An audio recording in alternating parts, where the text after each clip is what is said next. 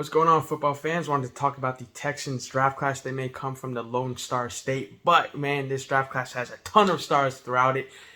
None bigger than Derek Stingley. Derek Stingley, phenomenal cover corner. Already went over this, talking about him plenty of other times in the pre-draft process. He's just a phenomenal corner. Hits all of the fundamental aspects that you want your corners to hit. So he just needs to be coached into his ability, which he put on tape in 2019, had a little bit of a down year 2020, 2021, but being coached into his ability, Derek Stingley will be a shutdown corner in the NFL. Then they got Kenyon Green, and man, this is the best proper guard in the draft. Now, if Ike McWana moves to guard, hey, he's going to be a better guard than Kenyon Green, all right?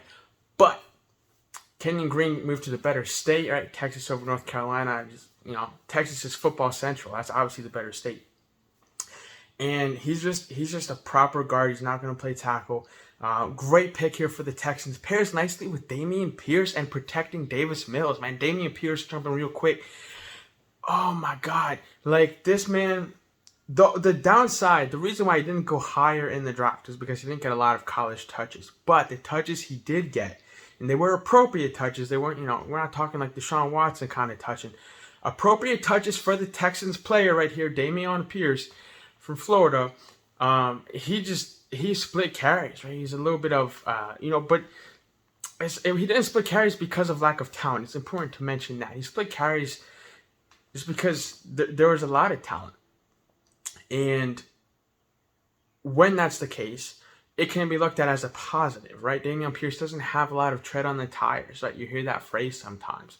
Dameon Pierce is a phenomenal runner, steal for the Texans later on in the draft. Putting him behind Kenyon Green, who's also protecting Davis Mills, who's in year 2. Davis Mills, smart quarterback, just have to give some time to talk about him. And now, he's got the speed in Brandon Cooks. And now he's got a true route runner in John Mechie. John Mechie, phenomenal pick, man. I don't understand why he wasn't higher on people's draft boards. This guy reminds me of Devontae Adams. The way he sets up his routes patiently, breaks on them. Great, phenomenal wide receiver. I don't have the vocabulary to talk about John Mechie. Super high on him. There's some questions around consistency with his hands. That's an important concern, a concern worth having. But there are a lot of drills for that. And I think he's worth the pick. Oh, my God. This man's routes are clean. Great pick here for the Texans. Opposite Brandon Cooks. They got Nico Collins in the slot. Great. Roster starting to fill out. They have 2 tackles. Kenyon Green in the middle. Dameon Pierce is running back. Woo! Exciting. Back to the defensive side of the ball. Jalen Petre, a proper, strong safety. This will be the last pick I talk about. He's just, he's a proper, strong safety, man. They needed help in the back end.